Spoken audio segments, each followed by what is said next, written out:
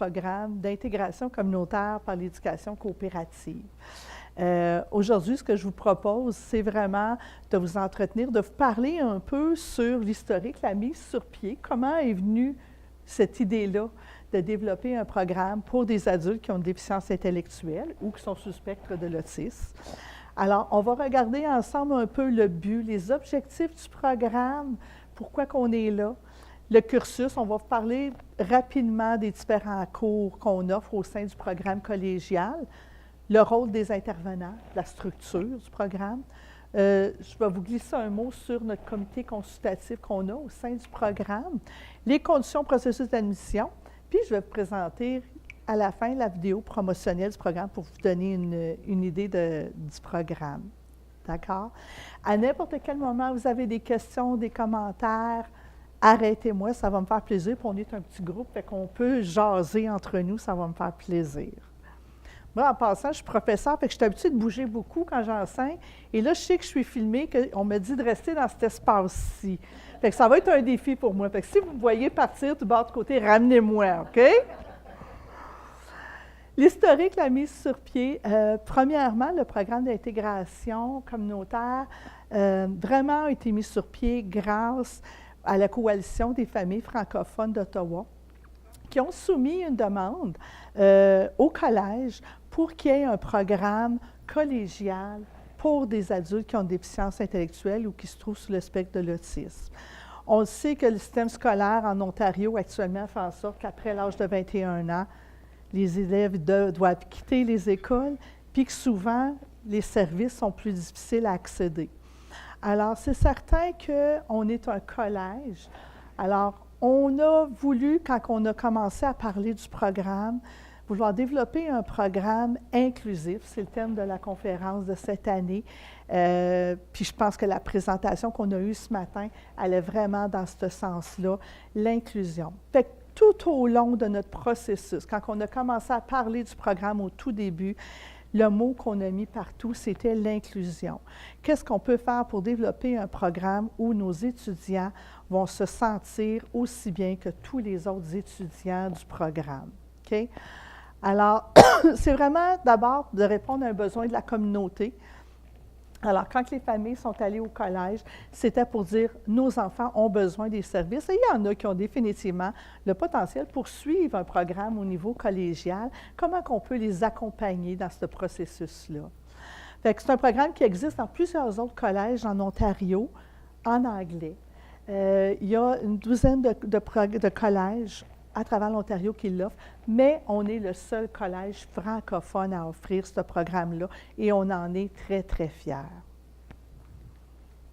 Au niveau du programme, c'est un programme qui permet à des adultes qui ont une déficience intellectuelle ou un trouble du spectre autistique d'accroître leurs compétences essentielles au niveau de l'employabilité. C'est certain, comme tous les autres programmes du collège, on ne peut pas garantir un emploi à la fin du diplôme. Sauf que ce qu'on tente de faire, c'est de préparer le plus possible nos étudiants sur le marché du travail. Qu'est-ce qu'on peut faire pour les aider dans ce processus-là? Et à la vie en communauté, puis de vivre des expériences de travail. La vie collégiale, c'est aussi une vie en communauté. Ils apprennent, il y a tellement d'apprentissages qui se font au quotidien, juste de voir nos étudiants se promener sur le campus avec les autres étudiants. Et je dis toujours à mes collègues, on a les étudiants les plus motivés du collège et les plus reconnaissants. Ils sont tellement reconnaissants d'être au collège, puis de pouvoir suivre des cours avec les autres. Juste ça, c'est tellement gratifiant quand on enseigne à ces étudiants-là. Puis ça en est une blague parce que, exemple, on a des cours à 8 heures le matin. Dans nos autres programmes, tu as des étudiants qui vont arriver à la pause de 9 heures, qui ne sont pas debout. Nos étudiants sont là une demi-heure avant le cours. Fait que le professeur a intérêt à arriver à l'heure. OK? Ils sont là. Fait que si on a un cours à 10 heures, à 9 heures, 9 heures et quart, on les voit se promener puis attendre autour du local. Ils ont hâte de commencer. Le programme permet à l'étudiant d'accéder à des cours de niveau collégial qui sont adaptés à leurs besoins. Puis on va regarder un peu plus là, quand on va voir le cursus, ainsi qu'à des stages supervisés menant à l'obtention d'un certificat. C'est un certificat qu'on a mis sur 2 ans. Au niveau collégial, juste pour vous situer un peu, habituellement, un diplôme collégial, c'est 2 ans. Un certificat, c'est 1 an. Étant donné la nature de la clientèle, on a demandé à ce que le certificat soit mis sur 2 ans, ce qui fait qu'ils ont un peu moins de cours à chaque session, fait que ça se gère beaucoup mieux dans leur horaire. Puis, ça va très, très bien de cette façon-là aussi. Je pense que ça répond vraiment aux besoins des étudiants. Au niveau des objectifs, participer avec des opportunités équivalentes aux programmes et activités collégiaux réguliers. À tous les niveaux, c'est-à-dire que même à partir de l'accueil, on veut que les étudiants participent au même titre que les autres étudiants du collège. Alors, quand il y a des activités de l'accueil, quand je parle d'accueil, je parle les journées où on accueille tous les étudiants des autres programmes. Nos étudiants sont là. Alors, on va à l'amphithéâtre, on écoute les présentations, ils vont aller au barbecue organisé par l'association étudiante, etc., pour s'assurer qu'ils vivent la rentrée scolaire avec les étudiants qui vont côtoyer pendant les 2 prochaines années. Okay? On commence là, puis tout au long de leur cheminement, on se pose toujours la question, qu'est-ce qu'on peut faire pour qu'ils vivent une expérience collégiale inclusive? L'accès, que ce soit l'accès aux services. Je vous donne un exemple. Juste cette semaine, on a des étudiants qu'on a rencontrés, puis on a senti qu'ils avaient besoin d'un support pour des difficultés personnelles qu'ils vivaient, qu'on s'est dit, on a un service de counseling au collège que les autres étudiants accèdent. On va les référer. Fait qu'on voit beaucoup notre rôle comme un rôle de liaison avec tous les autres services. Si on a des étudiants qui ont des difficultés au niveau de l'aide financière, on va les diriger, on va les accompagner aux besoins, mais on va les diriger au niveau des services de l'aide financière, comme on ferait avec n'importe quel autre étudiant des autres programmes. Alors, c'est toujours mon point de référence. Quand j'arrive avec un étudiant qui a un besoin, je me dis, OK, comment je gérerais cette situation-là avec mes étudiants de mes autres programmes? Alors, souvent, c'est ça qu'ils veulent. Ils veulent être traités comme les autres étudiants. Puis c'est correct, c'est correct. Explorer et développer ses compétences afin de pouvoir développer et accroître des habiletés en vue d'une embauche éventuelle. C'est certain qu'on tente le plus possible de les préparer vers le marché du travail. Fait qu'on leur donne le plus d'outils possible. Développer puis appliquer efficacement des habiletés en communication, en mathématiques. Ça, nos objectifs viennent, puis je ne l'ai pas précisé, mais ça vient des normes ministérielles. Chaque programme de tous les collèges de l'Ontario sont régis par le ministère. OK? Alors, le ministère nous donne des normes qu'on doit respecter. Et on ne voulait pas que ça soit autrement avec notre programme. On voulait qu'il y ait un début et une fin et que notre programme soit reconnu au même titre que les autres programmes collégiaux. Alors, on s'est dit, oui, on veut avoir des normes qui vont nous donner nos balises aussi, puis qu'en quelque part, ils vont être gratifiés. Quand l'étudiant va recevoir son certificat, ce n'est pas un certificat maison qu'il reçoit, c'est un certificat du ministère des collèges et universités de l'Ontario. Ce n'est pas rien. Alors, ça aussi, c'était très important. Et quand je regarde les objectifs, c'est vraiment ce que le ministère nous a dit. Si vous voulez offrir ce programme-là, voici ce que vous devez faire. Poursuivre ses plans de développement personnel afin d'augmenter ses opportunités pédagogiques et professionnelles. C'est certain que du point de vue pédagogique, on évolue, on chemine avec nos étudiants au fur et à mesure que le programme avance. Fonctionner de façon autonome au sein des relations personnelles et professionnelles dans un cadre de collège communautaire. C'est certain qu'on travaille beaucoup l'autonomie des personnes. Puis je dois dire que c'est quand même le défi qu'on rencontre. On se rend compte que souvent, nos étudiants qu'on accueille au niveau collégial, ce sont des étudiants qui ont passé par le parcours primaire, secondaire, puis qui ont été habitués que tout est décidé pour eux. Ils n'ont pas beaucoup de décisions à prendre. Et là, on les met dans des situations où ils doivent décider. Ils ont un cours, exemple, le lundi matin de 8 à 11, puis ils n'ont pas de cours du reste de la journée. Bien, c'est eux qui décident qu'est-ce qu'ils font de le reste de la journée. On n'est pas en arrière d'eux pour leur dire, bien oui, là, tu vas aller faire ça, tu vas aller faire ça. On est là s'ils ont besoin de notre support. Puis je vais vous parler du rôle des intervenantes dans quelques instants, mais ils doivent gérer leur temps. Alors, ça aussi, puis moi, j'appelle toujours ça la gestion de la liberté. Puis c'est comme tous nos autres étudiants au collégial. C'est-à-dire qu'on a des étudiants dans tous les programmes qui arrivent du secondaire, puis que la gestion de la liberté, c'est quelque chose. Fait que des fois, ça se résume par des parties dans les résidences, etc. On a passé par là, hein? Mais nos étudiants aussi, dans le programme, ils ont à gérer cette liberté-là, de dire qu'est-ce que je fais quand je n'ai pas de cours, là, puis je ne suis pas obligée d'être en quelque part. Alors, ça aussi, on travaille ce côté-là avec eux. Oui, au fur et à mesure, allez-y. OK. Tu as mentionné tantôt que les cours de 1 an, c'est un certificat. Oui, Par contre, eux autres peuvent prendre 2 ans pour la terminer. oui, ils font 2 ans. Si une personne veut avoir le diplôme, aurait-tu l'opportunité de le faire en 4 ans au lieu de 2 ans? Habituellement, la règle au niveau du ministère, c'est qu'un programme, pour n'importe quel étudiant, là, ça, tu as le double du temps que le programme est prescrit. Fait qu'un programme de 2 ans, tu peux le faire en 4 ans. Un programme de 3 ans, tu peux le faire en 6 ans. Fait qu'un programme d'1 an, tu peux le faire en 2 ans.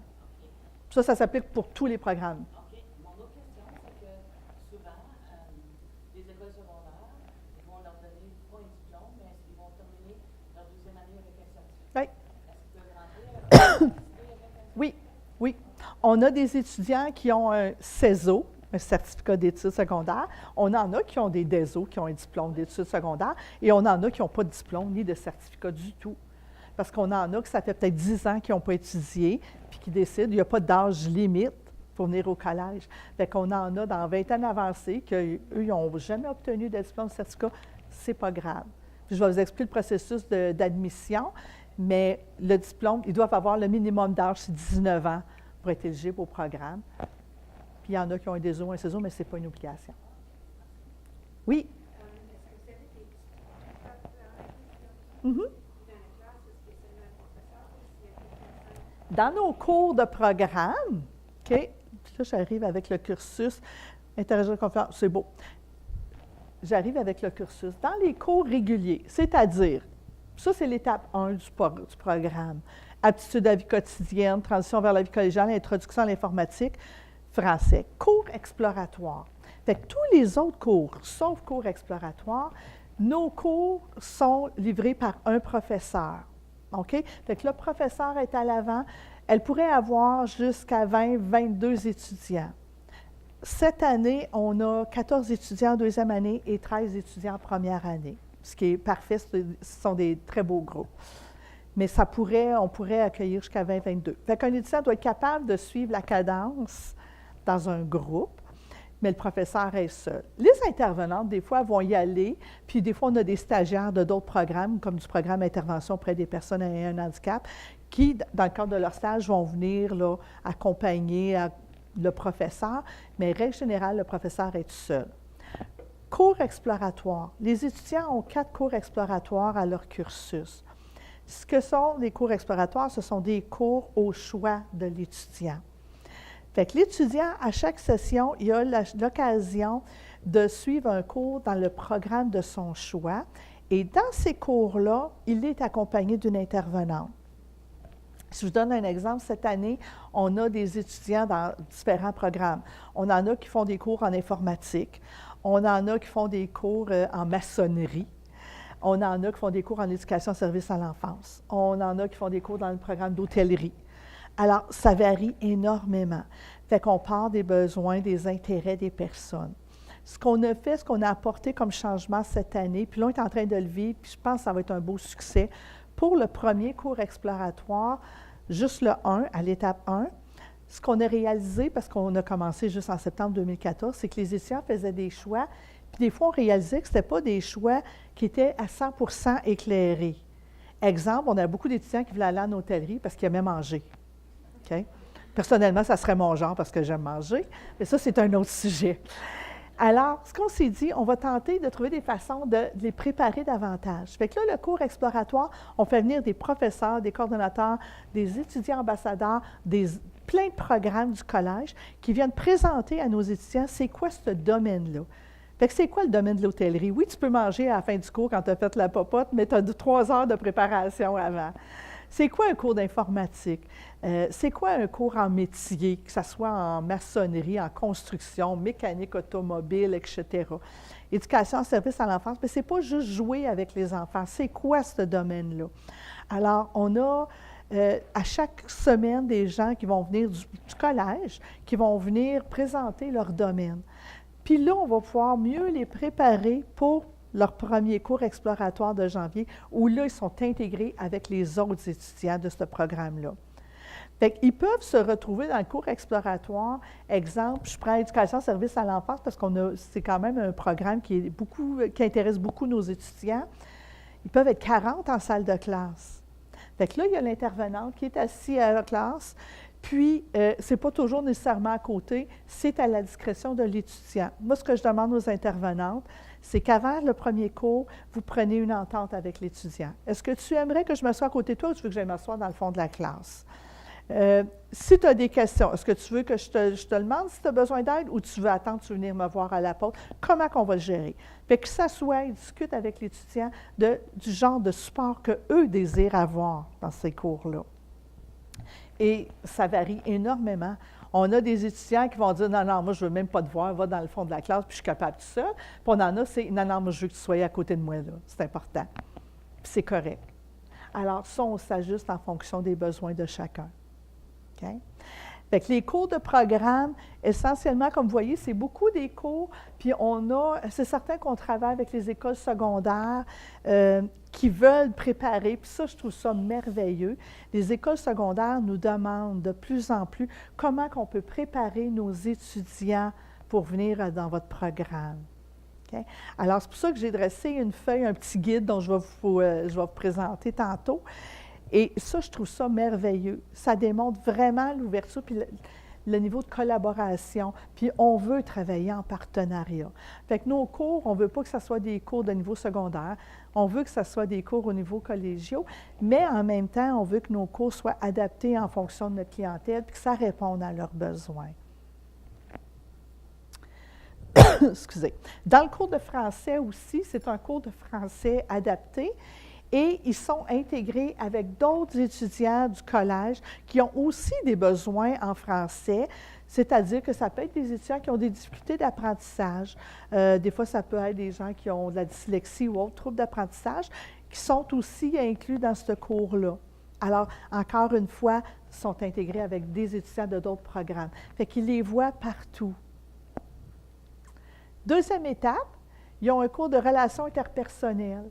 Et ça, on voit vraiment que c'est un besoin parce qu'ils arrivent dans la vie adulte et comment rentrer en relation avec les autres et tout ça. Puis ce qu'on se rend compte, avant, je vous ai parlé de la journée d'accueil des étudiants. On fait toujours une journée d'accueil avec les parents, les familles, d'abord. Et là, on explique, puis c'est juste notre groupe. Puis là, on explique le processus, le fonctionnement du programme. Puis à la fin de cette rencontre-là, on sépare le groupe. C'est-à-dire que les intervenantes font une activité brise-glace avec les étudiants. Puis souvent, ça vise à aller circuler, se promener dans le collège, un genre de chasse au trésor et tout ça, pour se familiariser avec les lieux. Et là, ma direction et moi, on reste avec les parents. Puis là, je dis, OK, allez-y. Quelles sont vos craintes? Quelles sont vos préoccupations? Qu'est-ce qui vous fait peur? Puis c'est souvent les mêmes craintes qui reviennent, c'est qu'est-ce qu'il va faire s'il se perd dans le collège, c'est grand. Puis les chances sont qu'ils vont se perdre parce que nous autres, on se perd dans le collège. Je me suis perdue beaucoup, puis c'est pas grave. Ce qui est important pour nous, ce que je dis toujours aux parents, c'est pas grave qu'ils se perdent. C'est qu'est-ce qu'on va lui donner comme outil pour que quand il se perd, qu'est-ce qu'il va faire? Moi, c'est ça qui est important. Ça ne m'énerve pas qu'il se perde dans le collège. Moi, je veux qu'il soit capable de dire, OK, je suis perdu, qu'est-ce que je peux faire? Puis, ils trouvent tellement des bons moyens. Puis, vive la technologie, un des moyens qu'on utilise beaucoup dans le programme qu'on a réalisé. Nos étudiants ont tous des téléphones cellulaires. OK? On leur fait prendre des photos de leur horaire, on leur fait prendre des photos de leur cadenas, de leur casier, etc. Fait que quand ils se perdent, ils peuvent perdre leur horaire en quelque part dans le sac, comme tous les autres étudiants du collège, mais leur cellulaire, ils l'ont sur eux autres. Alors, je leur dis, si vous vous perdez, allez chercher la photo de votre horaire, puis vous la montrez à la personne, dire, regarde, je suis censée être là, peux-tu m'aider? Alors, on met des outils en place pour dire, OK, tu ne te souviens plus de ton numéro de cadenas, c'est correct, mais on veut que tu sois autonome, que tu sois capable de te débrouiller par toi-même. Fait que quels moyens tu peux utiliser? Fait que dans toutes nos décisions, dans notre encadrement, c'est on veut que tu sois capable de fonctionner sans qu'on soit nécessairement à côté, parce qu'on ne l'est pas toujours à côté. Oui. La gestion de la liberté que tu parlais Oui. tantôt, Sylvie, parce que souvent on entend les familles de l'extérieur et quand ils arrivent du secondaire, ils Mhm. sont occupés toute la journée, à Mhm. 8 heures à 4 heures. Oui, Donc, comment vous abordez ça? Parce que je sais qu'il Oui. y a beaucoup de familles qui ont des craintes par rapport à la gestion tout à fait. de la liberté. Oui, tout à fait. C'est un apprentissage, puis on leur dit souvent, il faut apprendre à leur faire confiance. Puis, souvent, ils vont finir par eux-mêmes à se regrouper et dire, OK, on s'en va travailler ensemble, on va aller faire un devoir, puis ils se ramassent en quelque part au collège, puis ils font leurs travaux, puis ils s'entraident. OK? Puis on favorise beaucoup l'entraide dans la classe. Tu as compris, mais tu peux-tu l'expliquer à ton voisin d'à côté, là? OK? Alors, souvent, ça va être des petites choses comme ça. Puis oui, on voit que des fois, il y a de la réticence. Il y en a qui ont de la difficulté à dire, OK, bien là s'il n'y a pas de cours, ils peuvent s'en revenir tout de suite à la maison après. Ce qu'on se rend compte, c'est qu'ils ne veulent pas s'en retourner à la maison après leur cours. Ils veulent être sur le campus avec leur chum. OK? Ils ont du plaisir. Fait que des fois, c'est pour aller dîner au Tim Hortons, pour Subway, oui. Puis des fois, c'est pour faire des travaux. Puis ils ont accès, puis on encourage beaucoup, qui utilisent les services. Fait qu'on en a qui vont s'entraîner au complexe sportif, qui sont pas mal plus en forme que moi, et qui vont utiliser ces services-là, qui sont accessibles à tous les étudiants du collège. On a la maison des étudiants où il y a des activités pour les étudiants. Bien, on a nos étudiants qui vont aller bénéficier de ces services-là, qui vont regarder l'horaire, vont dire « Ah, ça m'intéresse. Il y a un atelier de zoothérapie pour tous les étudiants du collège. Bien, je veux y aller. » Alors, on regarde ces choses-là avec eux autres. Okay? Mais oui, puis je suis très consciente, puis je comprends vraiment les craintes des parents quand ils arrivent au début. Puis une autre crainte qu'on voit beaucoup, c'est, bien, il peut peut-être faire... il va peut-être subir de l'intimidation. Il va peut-être se faire voler son argent là, quand il va au Tim Hortons. Ça peut arriver. On va lui donner les outils pour comment réagir si ça arrive. Puis on va cheminer avec lui là-dessus. Puis souvent, quand je leur dis, parce qu'ils sont habitués au secondaire qu'on passe par les parents. L'étudiant va pas à son cours, le parent il est au courant tout de suite. Fait que là, je leur dis, si Paul ne vient pas à son cours un matin, je n'appellerai pas le parent pour lui dire. Puis là, j'ai les parents qui sont comme ça, puis les enfants, les étudiants qui font « Yes! Enfin! » Mais, je dis, si je vois que ça fait 2-3 fois, bien oui, je vais peut-être avoir une conversation avec Paul, puis on va discuter de c'est quoi le problème, qu'est-ce qui se passe, etc. Fait que je dis, c'est certain qu'on passe par... Puis ce sont des adultes. Fait que côté confidentialité, je ne peux pas appeler un parent pour lui donner de l'information. Un parent qui m'appelle et dit « Je veux savoir comment il va-tu à ses cours, il écoute-tu bien? » Je n'ai pas le droit. C'est un adulte. Alors, ce que je fais, je dis, moi, je vous encourage à poser la question à votre fils. Puis oui, on fait des rencontres avec les parents au besoin, avec l'étudiant présent. Fait qu'encore avant-hier, j'ai une rencontre avec un parent qui est inquiet. On s'est rencontré avec l'étudiant. En 15 minutes, tout était réglé, tout est clarifié, tout le monde était rassuré, tout le monde est parti de bonne humeur. Mais l'accord de l'étudiant est primordial. Ce sont des adultes. Fait qu'on en a, ils utilisent beaucoup le portail étudiant. On a des étudiants, la plupart vont donner accès à leurs parents, à leurs informations pour accéder au portail. Fait que là, ils voient le fonctionnement et tout ça. Mais on a des étudiants qui disent « Non, c'est à moi, puis justement, ça fait partie de la gestion de la liberté, ça m'appartient, je n'ai pas le goût de le partager, mon mot de passe. » Puis ils ont le droit. C'est à eux. Vous avez vu des gens qui mettent des petites régions, comme dit, on a parlé de système d'autobus. Ouais. On avait peut-être des gens qui sont un peu perdus, par exemple, Ouais. à Ottawa. C'est quelque chose qu'on veut développer, OK, qu'on a eu souvent des discussions. Comme c'est là, c'est des gens de la région, mais on en a qui viennent, exemple, de Prescott Russell, qui est un petit peu plus loin, pour qui le transport, c'est un défi. Fait quelque chose d'innovateur qu'on va essayer de faire. Puis là, on a un jumelage qui s'est fait tout naturellement. On a une étudiante du programme qui vit en appartement, puis une étudiante de Prescott Russell qui, l'année passée, pour sa première année, le parent venait la reconduire le matin, puis elle passait toutes ses journées, puis elle partait tard parce que la mère, elle arrivait tard. Là, ça s'est fait tout naturellement. Ils se sont regroupés. Ça veut dire que l'étudiante qui est en appartement accueille l'autre étudiante qui vient de Prescott Russell pour la semaine. Puis là, ils ont commencé, c'est la deuxième semaine, là, ils sont aux petits oiseaux. Fait que là, elle apprend comment faire à manger. C'est l'autre qui montre comment faire. Ils prennent l'autobus ensemble. Hier, elle était toute contente. Elle dit, Sylvie, je l'ai fait tout seul, l'autobus, ce matin. J'ai fait mon lunch tout seul hier soir. Ça a super bien été. Fait qu'il y a comme une entraide merveilleuse qui se fait à ce niveau-là.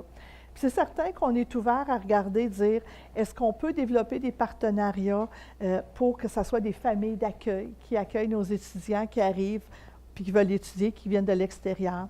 Il y a la résidence du collège qui peut être accessible aussi pour nos étudiants. Des fois, ça peut être des jumelages avec un étudiant d'un autre programme. Fait qu'on est ouvert à ça. On n'a pas eu à le faire encore, mais c'est des choses qu'on regarde à long terme, qu'on se dit oui, le jour où on va avoir la demande, c'est quelque chose qu'on va regarder sérieusement. Oups, c'est étape 2. Préparation au marché du travail. Fait qu'ils ont vraiment un cours de préparation au marché du travail où ils font leur CV, leur curriculum vitae, ils font des simulations d'entrevue où ils arrivent tous en cravate, pas en robe, c'est merveilleux. Mais on les met dans des situations où ils ont à se présenter, à se vendre pour obtenir un emploi. Okay? Introduction à la vie communautaire, cours exploratoire encore, puis ils ont un deuxième cours de français qui couvre le français. Les 2 cours de français qu'ils ont, on essaie de s'assurer que tous les cours du programme, que l'étudiant voit le côté utile. Alors, les cours de français, souvent, ils ont l'occasion, ils peuvent, exemple, préparation au marché du travail, doivent faire leur CV ou le professeur leur donne comme devoir, parce qu'ils ont des devoirs, ils sont au collège, de faire leur lettre de présentation. Souvent, les travaux vont être commencés en classe, puis ils doivent le finir à la maison. Ils peuvent utiliser leur cours de français pour revoir les structures de phrases, la grammaire et tout ça, pour améliorer leurs travaux. Fait que quand ils font des présentations, parce on leur montre comment faire des présentations PowerPoint dans le cours d'informatique, fait qu'en français, ils peuvent faire réviser leur présentation également. Okay. Étape 3, il y a un cours de mathématiques au quotidien. Et c'est important pour nous de mettre le mot « quotidien », ce qu'on s'est rendu compte, nos étudiants, quand on leur dit qu'il y a un cours de mathématiques, l'anxiété, elle monte dans le plafond. Ce n'est pas nécessairement des bons souvenirs qui ont des mathématiques au secondaire.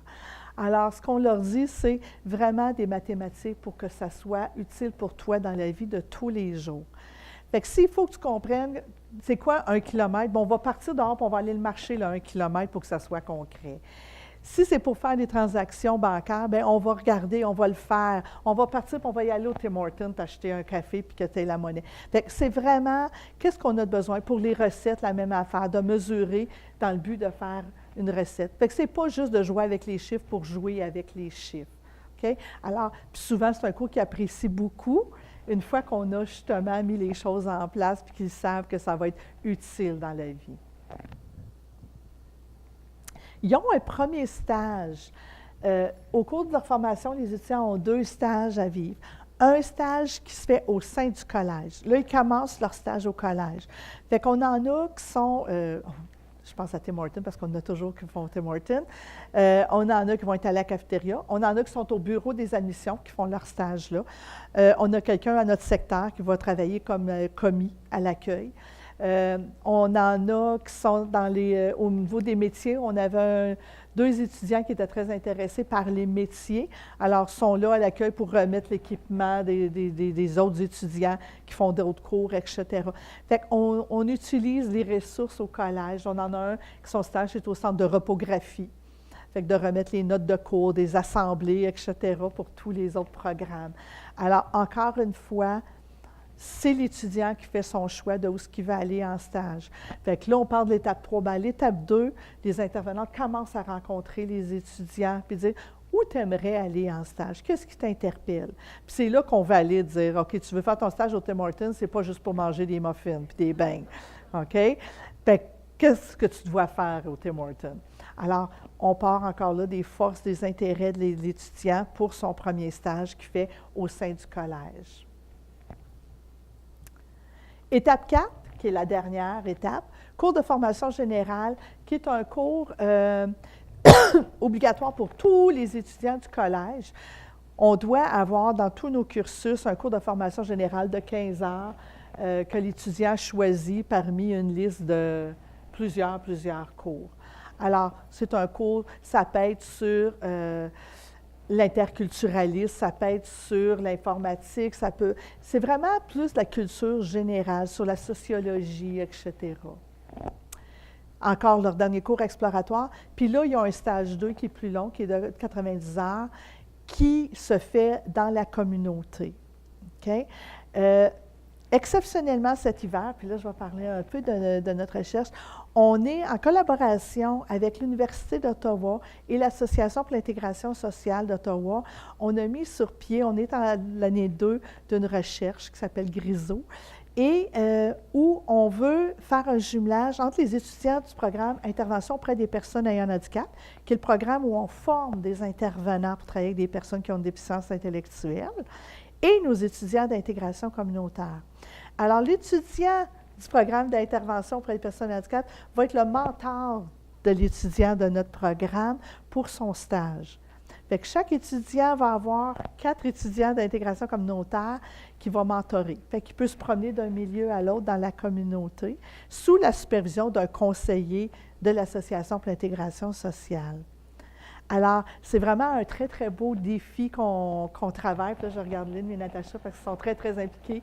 Il y a Claudette aussi qui est impliquée dans cette belle aventure-là. Alors, ça, c'est vraiment quelque chose de très, très, très stimulant, là. Ça va avoir lieu. Notre stage de recherche va avoir lieu là, en janvier. Fait que là, on est vraiment dans les préparatifs. Mais encore là, nos étudiants d'intégration communautaire vont avoir à choisir le type de milieu où ils veulent faire leur stage. Okay? Alors, ça, pour nous, c'est très, très important, que ce soit les cours exploratoires ou les stages, on veut partir des besoins de la personne. Puis les cours exploratoires, ce qu'on tient, c'est qu'il y en a des fois, on a des étudiants qui vont garder les cours exploratoires dans le même domaine tout au long de leur formation.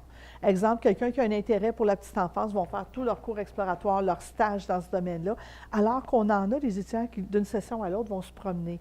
Fait que c'est pas parce que tu as fait ton cours exploratoire 1 dans un programme X que tu es obligé de toujours faire tes autres cours exploratoires dans ce domaine-là. C'est pour ça qu'on appelle ça des cours exploratoires. Ça leur permet d'explorer qu'est-ce qui m'attire, qu'est-ce qui m'intéresse. Alors, ils peuvent changer d'une session à l'autre. Okay? On a des intervenantes. À l'heure actuelle, on a 3 intervenantes qui sont embauchées à temps plein au programme. Et c'est elles qui vraiment essentiellement vont donner l'appui aux étudiants. Ils vont accompagner les étudiants dans les cours exploratoires, comme j'ai mentionné. Ils vont offrir du tutorat sur une base régulière. Les étudiants, encore là, on tente de les responsabiliser. On essaie de les amener à ce que ce soit eux, quand ils ont un besoin, qui aillent prendre un rendez-vous avec l'intervenant, dire « j'ai pas compris ce travail-là, est-ce qu'on peut se rencontrer? » Des fois, ça peut être aussi pour dire « là, je suis désorganisée, mon cartable il est tout croche, là, je ne me comprends plus, je ne sais plus qu'est-ce que j'ai à faire, on peut-tu se rencontrer? » Okay? Alors, le tutorat, ça va être vraiment, on essaie d'amener le plus possible les étudiants à apprendre à s'exprimer, à reconnaître leurs besoins, puis de les exprimer. Puis des fois, il faut les encourager dans ce sens-là, mais on veut les rendre le plus autonomes possible. Adapter, modifier le contenu académique des évaluations. Fait que l'intervenante qui est en classe avec l'étudiant dans le cours exploratoire, qui voit que, oups, ça peut être un peu difficile, va faire un retour avec l'étudiant. Qu'est-ce que tu as compris? Qu'est-ce que tu as moins bien compris? Les examens, les travaux, elle peut adapter, modifier les travaux aux besoins. On a des étudiants qui vont nécessiter très, très peu d'adaptation. On en a qui vont en nécessiter plus, puis c'est correct aussi. Okay? Offrir du soutien aux étudiants par rapport à leur cheminement scolaire. Fait, à tous les niveaux, que ce soit un étudiant qui veut accéder à un service, un étudiant qui a besoin d'aide financière, un étudiant qui a de la misère à s'organiser, que là, ça fait 2-3 fois qu'on voit qu'il arrive en retard, bien, peut-être qu'il a besoin d'un petit système, là. OK? Encore là, vive la technologie, on utilise les cellulaires pour ça aussi, on met des alarmes. On aide les étudiants à mettre des alarmes sur leur téléphone, genre 15 minutes avant le cours, parce qu'il y en a qui avaient tendance à oublier qu'il y avait un cours. Quand que je parle de gestion de liberté, c'est aussi ça. Dire, je suis au complexe sportif, c'est le fun, puis là, je suis à la cafétéria, puis il y a un spectacle sur l'heure du midi. Bien là, j'ai oublié que j'avais un cours là, dans 15 minutes. Alors, c'est aussi ça, la gestion de la liberté. Fait qu'il y en a pour qui on a dit, OK, ça serait-tu une bonne idée d'avoir une alarme? Okay? Alors, on va mettre des alarmes sur leur cellulaire. Fait que ça sonne, dans 15 minutes, j'ai un cours, OK, il faut que je parte de où je suis. Là. Le party est fini, on s'en va dans la classe. Okay?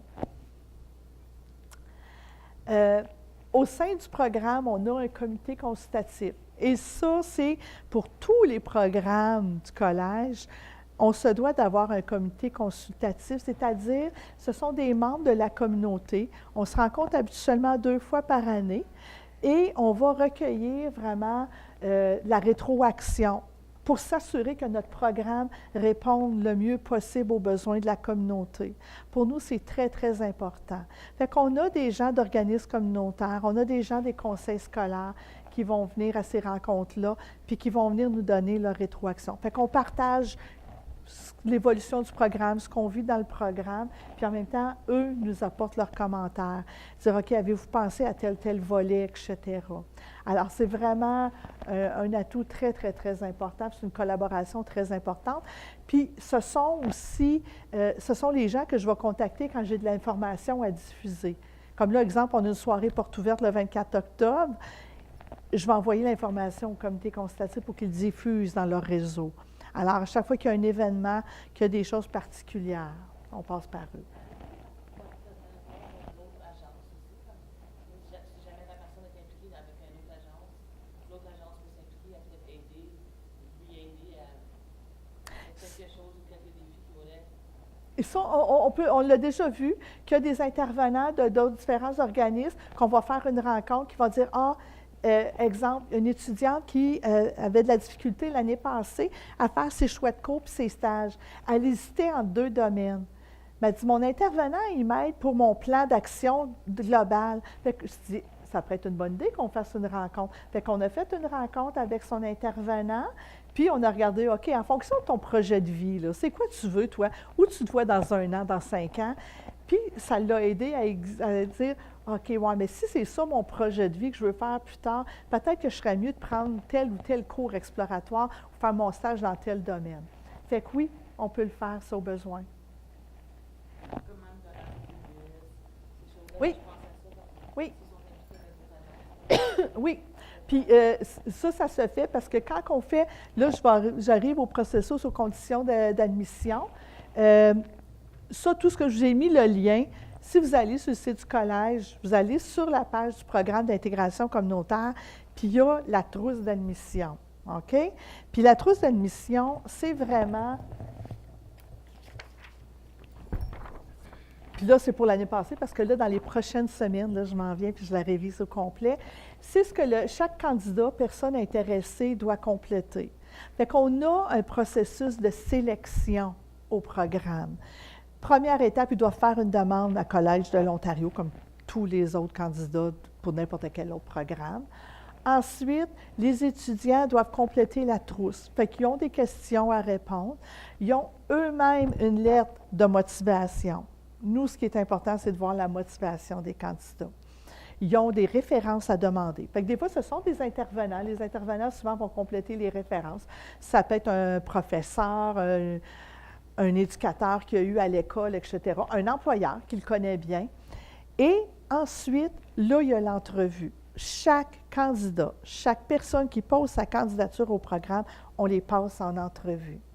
Et lors de l'entrevue, là, on vérifie, c'est qui est motivé? C'est-tu le candidat ou c'est plus la mère? Puis des fois, on en a qui vont nous le dire.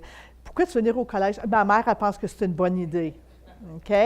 Alors, on va fouiller un peu plus loin.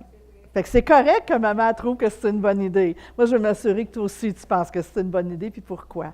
Qu'est-ce que tu veux venir faire au collège? C'est pour venir sur le party, on va en reparler. C'est quoi ta motivation? OK?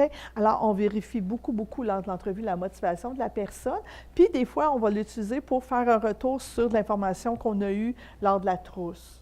OK? Alors, on vérifie le niveau d'autonomie, etc. C'est pour ça qu'on demande habituellement pour la mi-février que les candidats intéressés remettent, que je reçoive la trousse par la mi-février. Comme ça, ça nous permet, mars, avril, de faire les entrevues. Ce qui fait en sorte que les étudiants qui sont acceptés au programme ont tout le printemps et ont l'été pour se préparer. Puis quand je dis préparer, ça peut être autant préparer mentalement, parce que c'est quand même un gros changement de venir au collège, mais se préparer au niveau de l'autonomie, de se pratiquer à prendre l'autobus pour venir au collège, de venir se promener sur le campus. Quand même, c'est d'aller prendre un café au Tim Hortons 1 fois par semaine pendant l'été, juste pour te promener Allez, va au centre de documentation, va voir c'est où la cafétéria, va voir c'est où l'association étudiante, va te promener au complexe sportif. Alors, je dis toujours aux gens, promenez-vous, amenez-les au collège, puis prenez l'autobus des pratiqués. Fait que ça facilite là, justement la préparation. Puis là, souvent, on va voir les intervenants qui vont s'impliquer au niveau de la préparation à la rentrée scolaire. Okay? Fait que c'est quand même un processus assez étoffé, complet.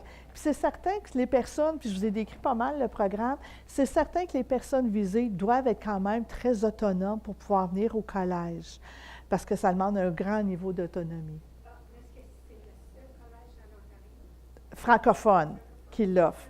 Oui. Non. Non. Collège Boréal, il ne l'offre pas.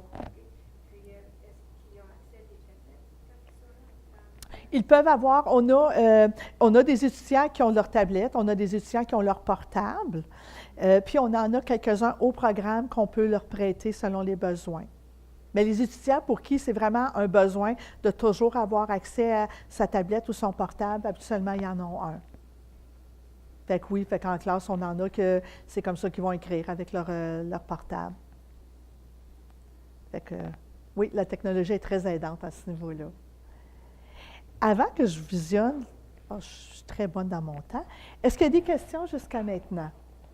Non? C'est juste un commentaire avec l'enregistrement. Oui. On a plusieurs, on a un centre de jour, les enfants vont, les personnes vont. Mhm. Et puis, la mienne, le GoPro, qui ont donné l'argent, puis ont acheté ces tablettes pour que les enfants s'en servent, les personnes. Oui. On a une là, puis ils sont peut-être Oui. C'est merveilleux.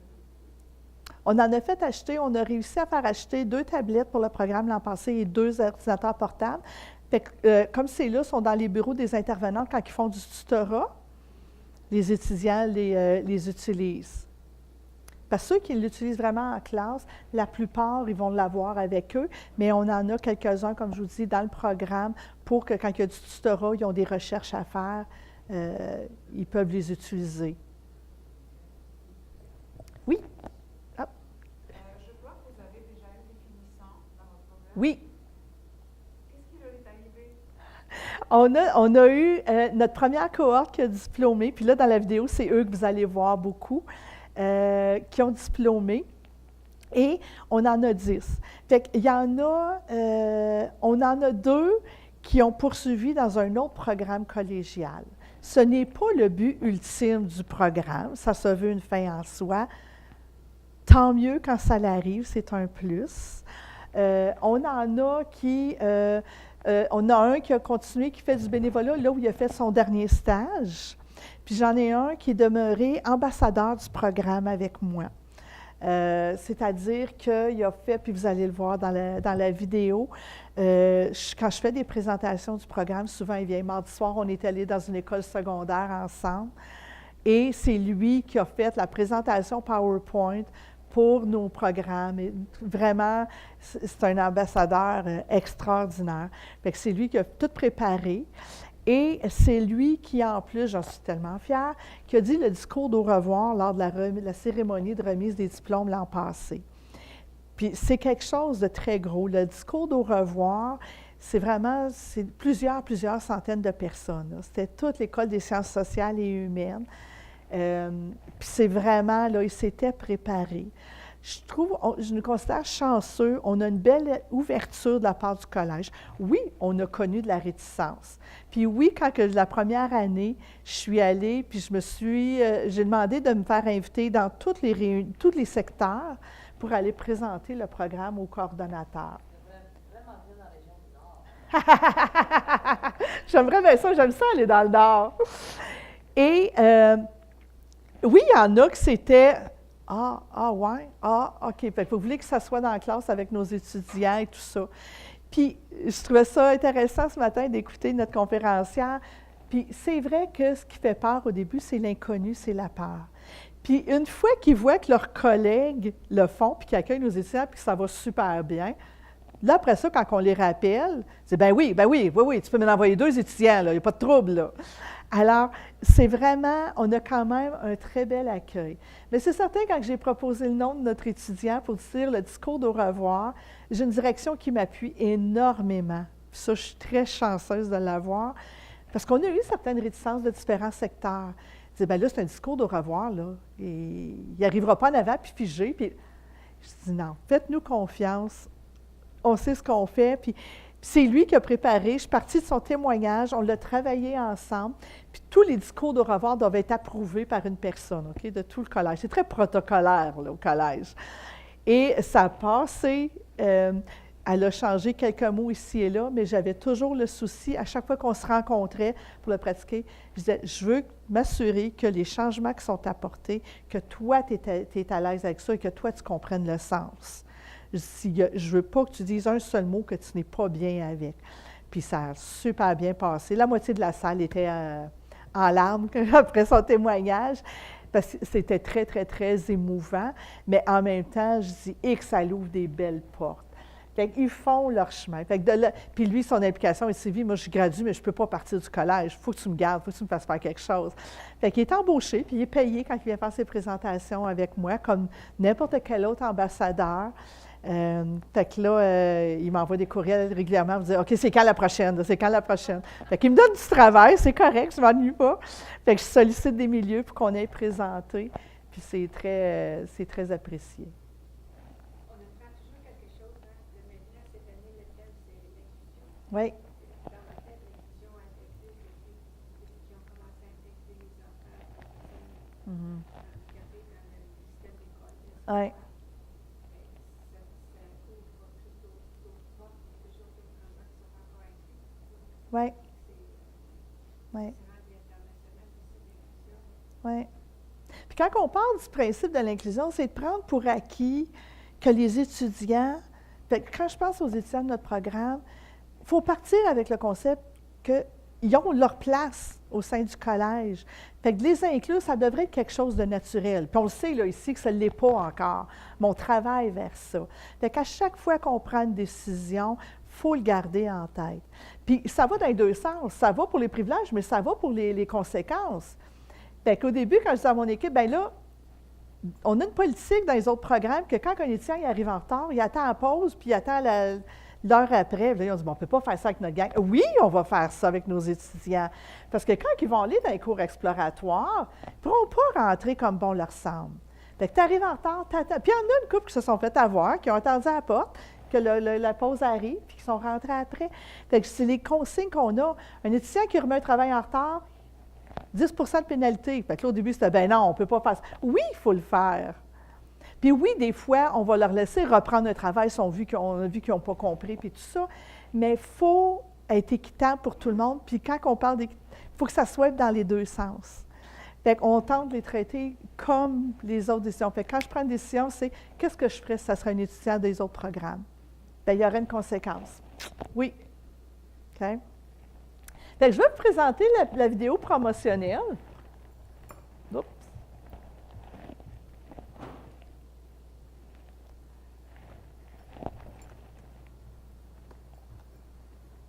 Ah, j'ai enlevé ça, hein? J'ai trop d'à côté.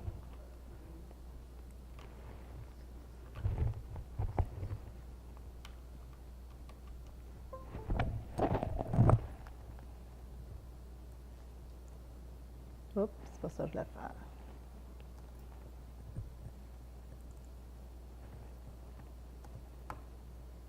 Comme vous pouvez voir, c'est vraiment pas moi qui est le prof d'informatique dans le programme.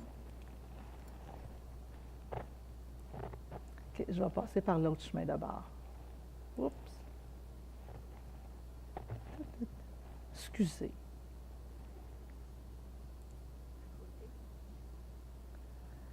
Non, ce que je vais faire, je pensais que je l'avais mis à quelque part là.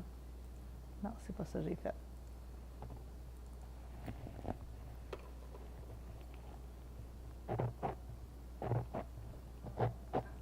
Ah! Pourtant, il devrait me laisser aller.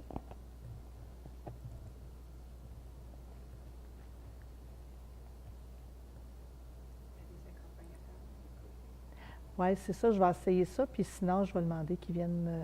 Maintenant, je te demande une question. Oui, vas-y. Dans votre salle de classe, vous aviez combien de personnes? Tu l'as peut-être déjà dit. En première année, on a 13 étudiants, puis en deuxième, on en a 14.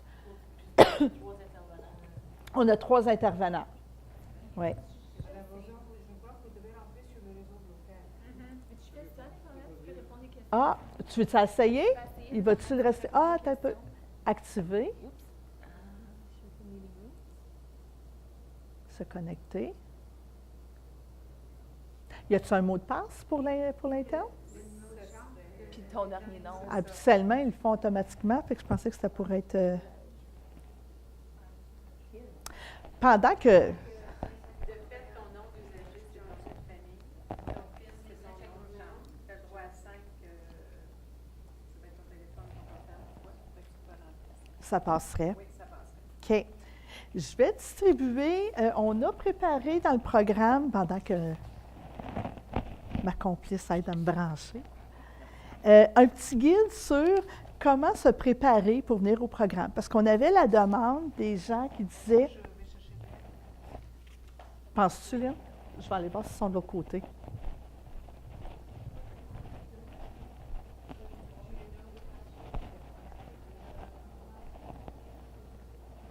Pardon?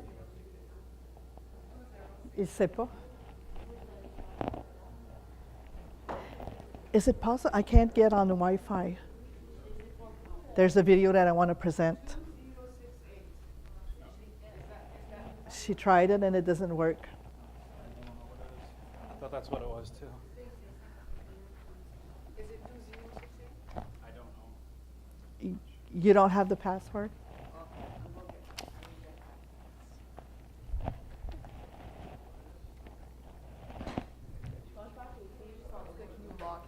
OK. Fait on va regarder ensemble le petit guide jusqu'à ce qu'ils viennent nous mettre là, pour la vidéo promotionnelle. Ça ne devrait pas être tellement long. Ouais. Fait souvent, les gens nous demandaient comment est-ce qu'on peut préparer, que ce soit un parent qui veut préparer son enfant, qui dit « Moi, je veux l'accompagner là-dedans ». Les écoles, beaucoup nous demandaient « OK, au secondaire, qu'est-ce qu'on peut faire pour aider à préparer les étudiants? » Fait que c'est juste un petit guide qui donne des pistes. Exemple, les habiletés, on le sait qu'il peut y avoir des personnes, des étudiants au programme qui n'ont pas atteint ces habiletés-là. Ça peut être en voie de progression, OK? Mais ça donne un portrait global. C'est rien qui est coulé dans le béton, mais ça donne une idée du profil des étudiants du programme. Fait que démontrer une motivation réelle. Fait que c'est clair que la motivation, c'est notre premier facteur. C'est très, très, très important. Avoir des objectifs. C'est-à-dire, est-ce que la personne a une idée de pourquoi elle veut venir au collège? Qu'est-ce qu'elle veut faire au collège? Okay? C'est un domaine qui l'interpelle. C'est quoi qu'elle veut vivre là-bas? Capacité de communiquer avec son entourage.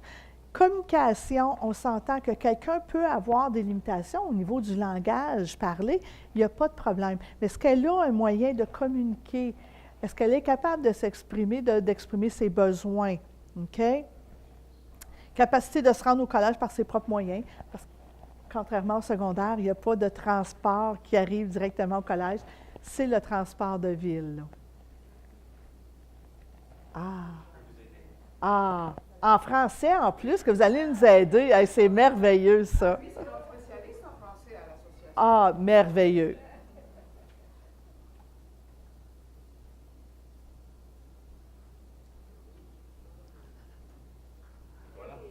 Merci beaucoup, beaucoup.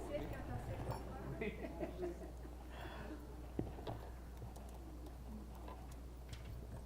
âge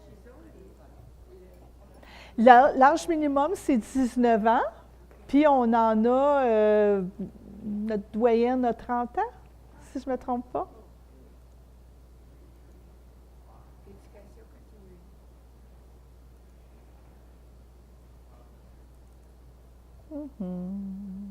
l'éducation continue?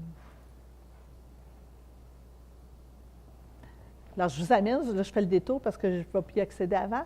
La page d'accueil du collège, on a les programmes. Fait on rentre dans les programmes, puis vous allez voir, on est sous l'École des sciences sociales et humaines. Là, je défile ça vite, là. Sciences humaines, et on est le programme d'intégration communautaire.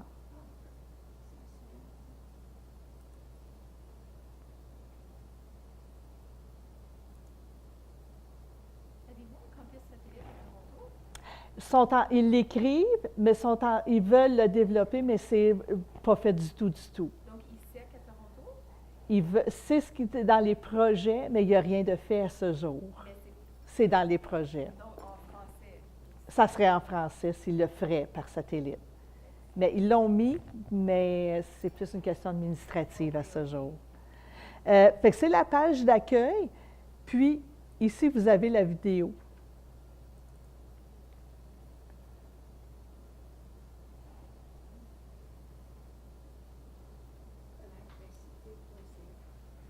Puis je vais vous remettre, j'ai des dépliants aussi que je vais circuler à la fin, fait que vous allez avoir les informations. Je me sens comme plus responsable et plus autonome. qui me rend le plus fier d'étudier au collège. Je peux dire que c'est ma réussite. Ça bénéficie beaucoup de... Le son, il n'est pas fort, hein? Le désir à se préparer pour le marché du travail. La manière qu'on accueille la personne, la manière qu'on l'intègre soi-même et qu'on l'accepte dans son... Il est plus fort. Can you put it louder?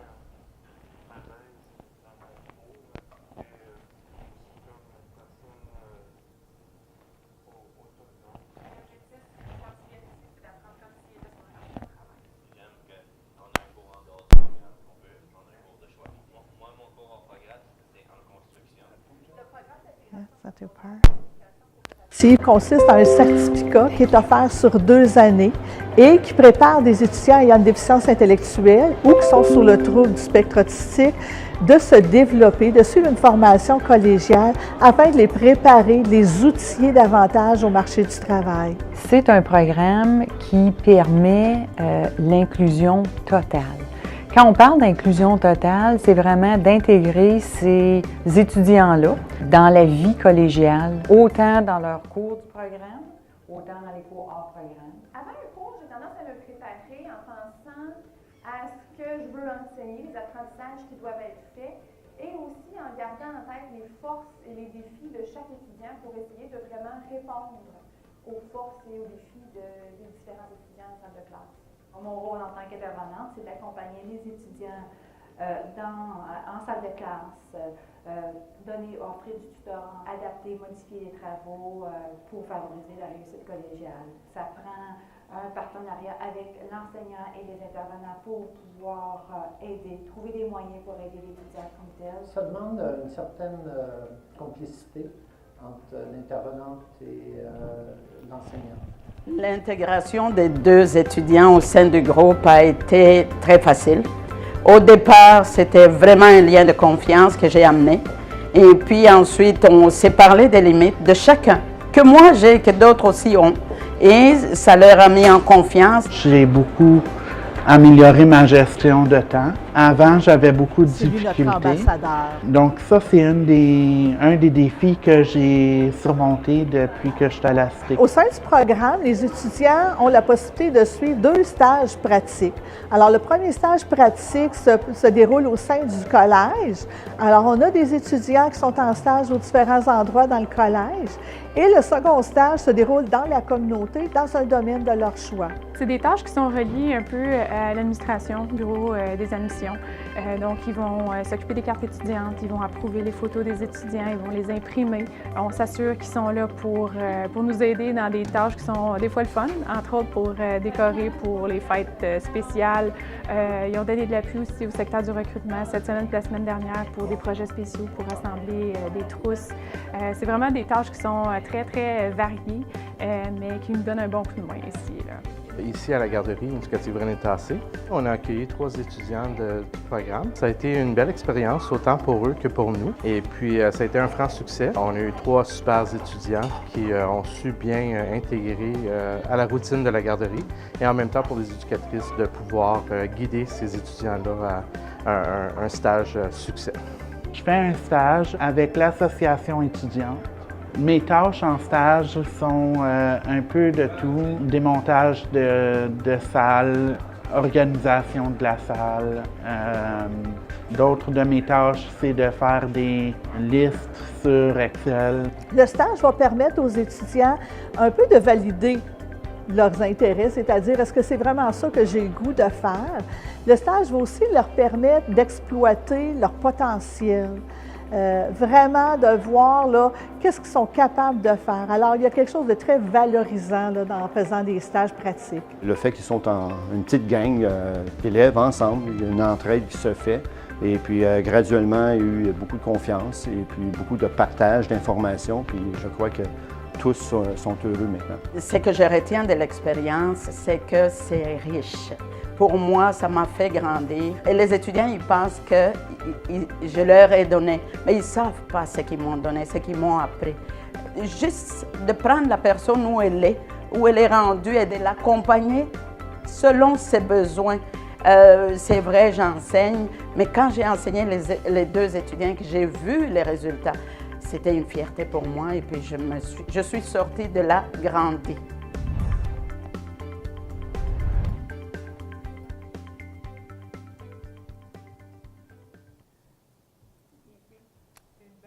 Merci, merci.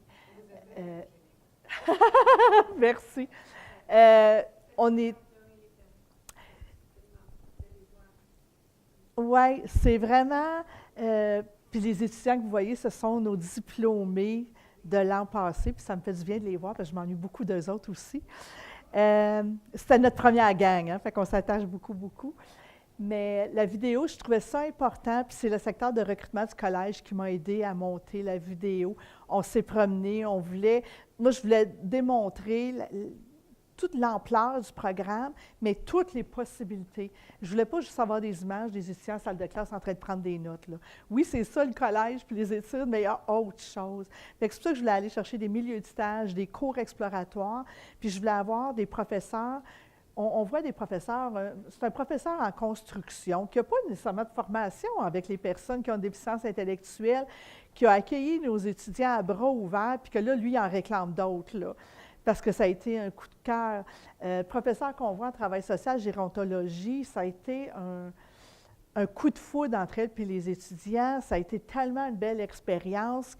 On a vécu vraiment des belles histoires à succès. Puis je dis ça, il faut que ça passe sur la vidéo. Puis je pense que c'est bien reflété. Si vous allez sur la page du programme, vous pouvez la revisionner et la partager comme bon vous semble. Oui, tout à fait. Là, je regarde l'heure. Le guide, je vous le laisse un peu. C'est vraiment pour vous donner les barèmes, un peu de comment on peut se préparer. Puis là, je sais que je vais vous laisser le temps pour compléter votre petite évaluation. Est-ce qu'il y a des questions en terminant? C'est complet. Bien, merci beaucoup, beaucoup d'avoir participé. C'est bien agréable. Tant mieux. Bien, merci bien. Faites bonne continuité, tout le monde.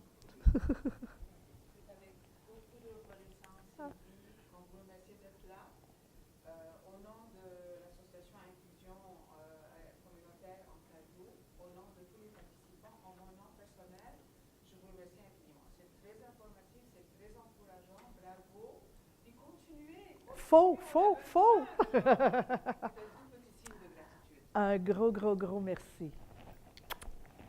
Très gentil. J'ai des dépliants également. Ça, je vais vous en distribuer. Non, voulez-vous les faire? Des piles? Oui, je vais t'en donner une pile. Ah, ben, j'en ai d'autres piles. Je vais t'en donner. J'en ai des tonnes. T'en as des tonnes de copies, hein?